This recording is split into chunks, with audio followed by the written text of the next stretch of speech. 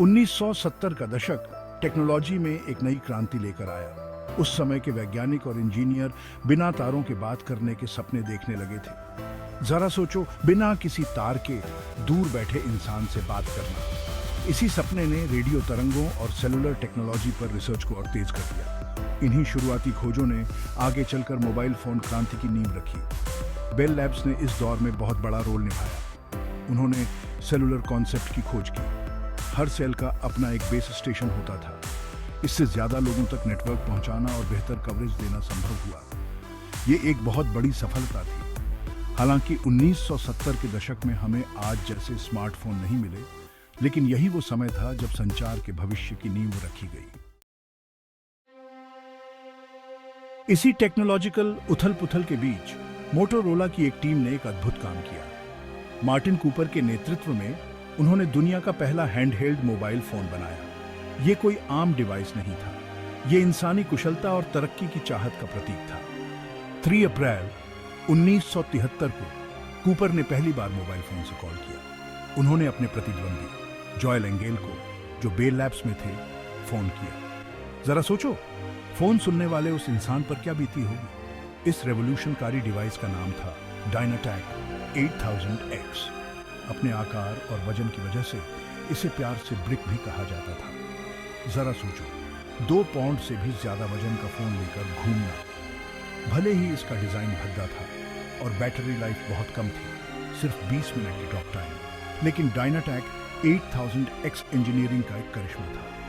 इसने पूरी दुनिया को सोचने पर मजबूर कर दिया कि भविष्य में ऐसा भी होगा जब हम कहीं से भी किसी से भी बात कर पाएंगे।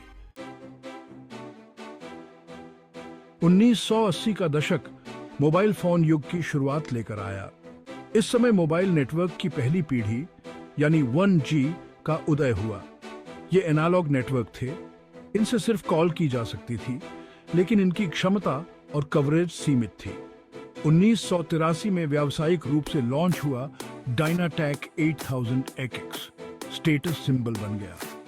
लोग मोबाइल पर बात करने के लिए मोटी रकम देने को तैयार थे।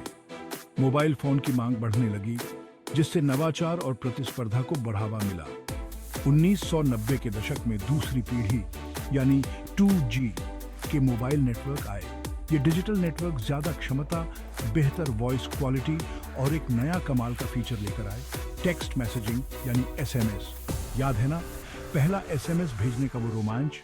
2G फोन 1G फोन से छोटे, हल्के और सस्ते थे। इस वजह से पूरी दुनिया में मोबाइल फोन का इस्तेमाल तेजी से बढ़ने लगा। दुनिया धीरे धीरे एक दूसरे से जुड़ने लगी, एक मोबाइल फोन के जरिए। भाग 4, स्मार्टफोन, एक नए युग की शुरुआत। नई सदी की शुरुआत में मोबाइल फोन की दुनिया में एक बहुत बड़ा बदलाव आया। 3G ने डेटा स्पीड को बहुत तेज कर दिया, जिससे मोबाइल इंटरनेट और मल्टीमीडिया मैसेजिंग संभव हो पाया। सन 2007 में स्टीव जॉब्स के नेतृत्व में एप्पल ने आईफोन लॉन्च किया। इस क्रांतिकारी डिवाइस ने मोबाइल फोन इंडस्ट्री को बदल डाला। उसी समय गूगल ने अपना एंड्रॉयड ऑपरेटिंग सिस्टम लॉन्च किया। भाग 5, ऐप क्रांति और दिग्गजों का उदय। iOS, आईफोन का ऑपरेटिंग सिस्टम, और एंड्रॉयड दोनों के लिए ऐप स्टोर आने से रचनात्मकता और नवाचार की एक नई लहर दौड़ गई। अब दुनिया भर के डेवलपर सीधे यूजर्स के लिए ऐप बनाकर उन्हें बांट सकते थे। इससे सोशल नेटवर्किंग और गेमिंग से लेकर प्रोडक्टिविटी और मनोरंजन तक हर चीज के लिए ऐप्स की बाढ़ सी आ गई। स्मार्टफोन काम, मनोरंजन और हर जरूरत के लिए एक जरूरी उपकरण बन गया। एप्पल, गूगल, सैमसंग और हुआवे जैसी कंपनियां स्मार्टफोन इंडस्ट्री की दिग्गज बनकर उभरी। वे टेक्नोलॉजी और डिजाइन की सीमाओं को लगातार आगे बढ़ाते हुए एक दूसरे को कड़ी टक्कर देने लगे।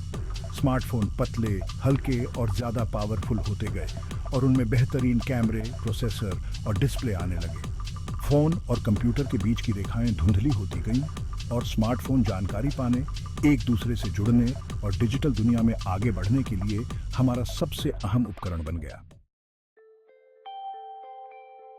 भाग 6, भविष्य 5G और उससे भी आगे का है। 5G बिजली की गति से डेटा स्पीड, बहुत कम लेटेंसी और एक साथ अरबों डिवाइस कनेक्ट करने की क्षमता का वादा करता है। इससे artificial intelligence, augmented reality, virtual reality और इंटरनेट ऑन ऑफ थिंग्स जैसे क्षेत्रों में नए और अनोखे एप्लीकेशन के लिए संभावनाओं के द्वार खुलते हैं। एक ऐसी दुनिया की कल्पना करो जहां सेल्फ ड्राइविंग कारें आसानी से एक दूसरे से बात कर सकें, डॉक्टर दूर बैठे ही मरीजों की सर्जरी कर सकें। एक बात तो तय है, मोबाइल फोन हमारे जीवन को आगे भी ऐसे ऐसे तरीकों से आकार देगा जिनकी हम कल्पना भी नहीं कर सकते।